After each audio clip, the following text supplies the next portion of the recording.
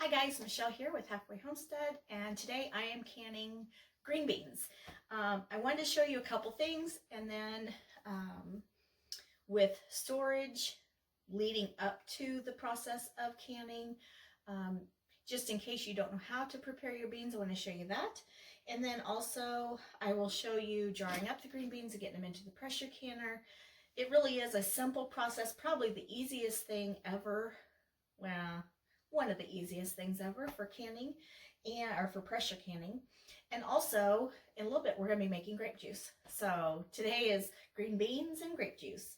All right, so first I want to show you, let me bring the camera down just a little bit, if I can get it down there. Okay, so whenever I am picking green beans, I prefer to pick them when they're smaller, super tender. There's really not any beans inside, but some people prefer them a little bit bigger, a little bit more beany.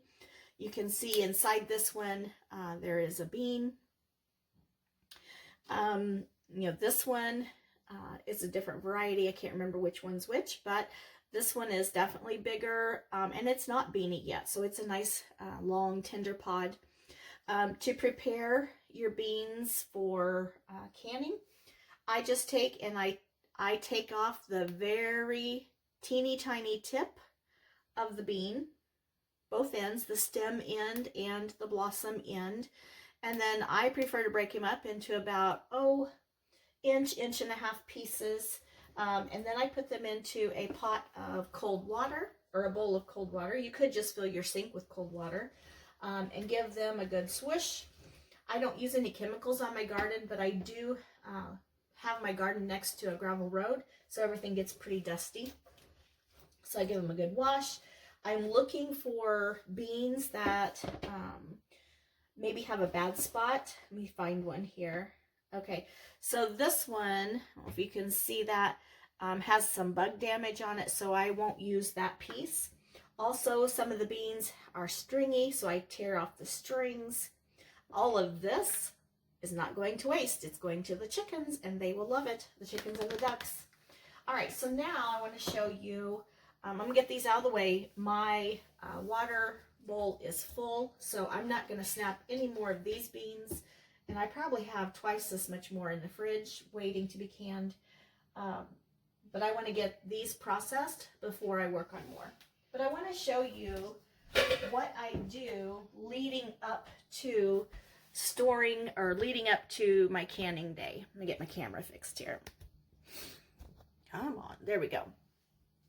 So, I am a school teacher. Those of you that know me know that I teach first grade, and I went back to school in August when the school year started, and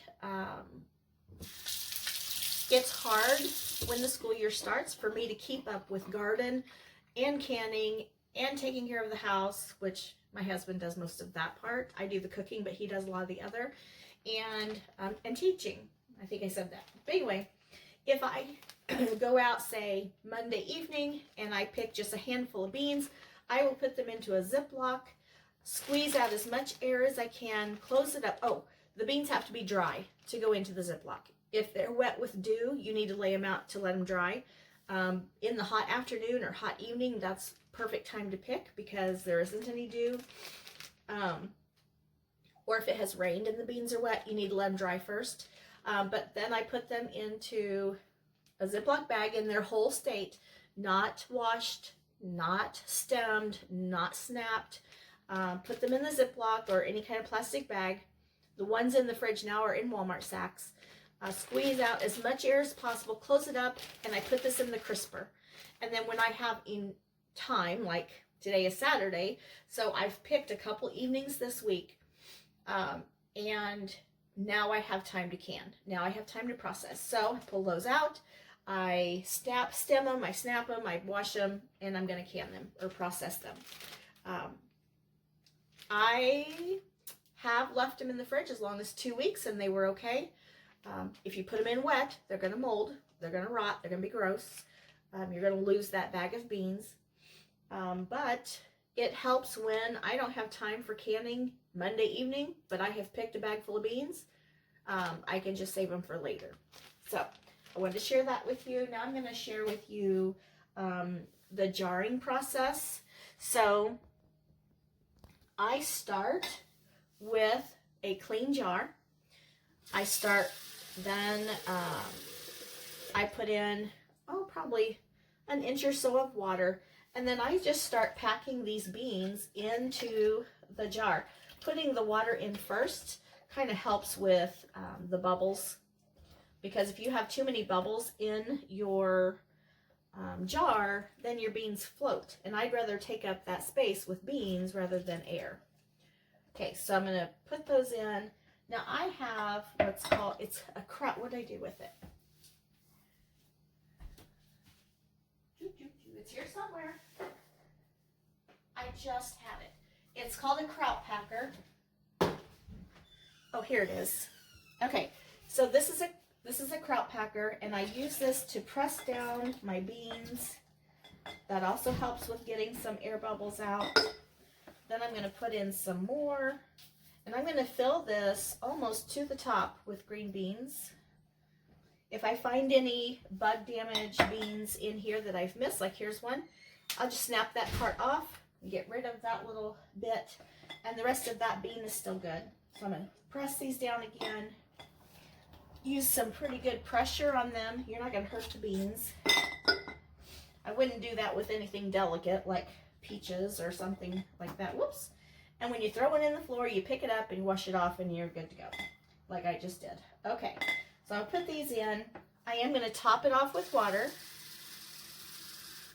Okay, and we're good to go. I will add a teaspoon of salt to every quart. I do a half a teaspoon for pints. I've already canned 30 some pints. They're downstairs in the food room. I'm going to do at least 1 canner of quarts for when we have company, and I'll probably share some of these quarts with my parents. And wipe off the rims, put on a fresh lid, a ring, and pop it in the pressure canner. I'm not going to go through the whole pressure canning process. I will tell you that quarts process for 25 minutes at 10 pounds of pressure. Pints are 20 minutes for 10 pounds of pressure. I do have a video on pressure canning. It has the safety tips. It has tools that you need. Takes you through the whole canning process. Letting your pressure canner come up to the right amount of pressure, the venting, putting the weight on, and all of that. I will link that video for you to watch. But I'm going to get all of these jarred up into the canner processing, and then I will be back to show you at the end. I'll show you a picture of what I've got. I'm going to get all these others processed that are in the refrigerator, and I'm going to show you making grape juice. So stay tuned.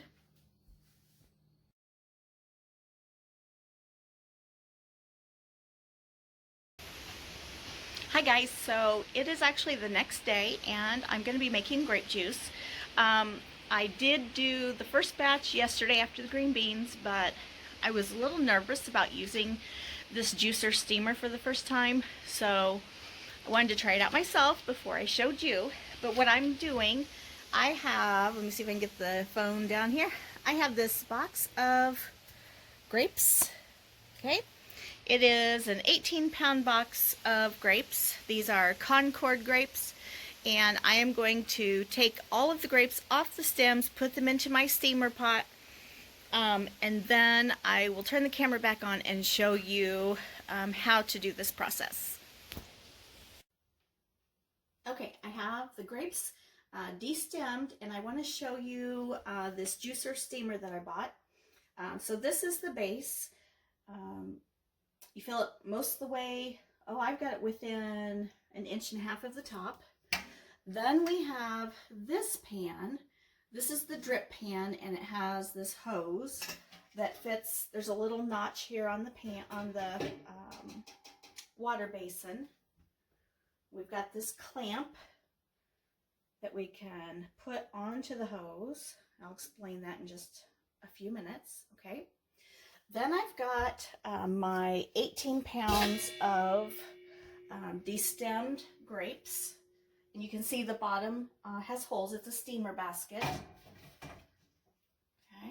going to turn this on about medium because I don't want to burn anything, but I do want to get that the water down here in the basin boiling, and I'll put my lid on. So the book says to boil this for about an hour for grapes. And what happens is the grapes start to juice, they start to break down, and the juices drip down into this drip basin, and they come out this hose, which the clamp keeps it from leaking. I'll show you in just a minute what I did for this yesterday to keep, to be filling my bottles.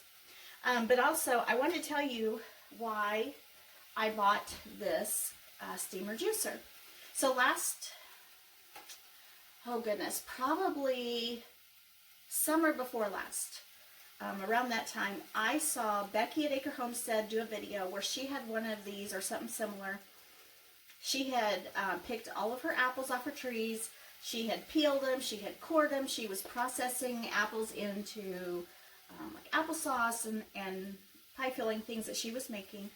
But she was able to put her cores and her peels inside this juicer and made her own apple juice or apple cider. And I just thought that was so cool because here where I live, I have to buy my apples. I don't have any apple trees. I love going to what's called Apple Days at the local Mennonite store, and maybe when I go this year, I'll take the camera and show you what that's like.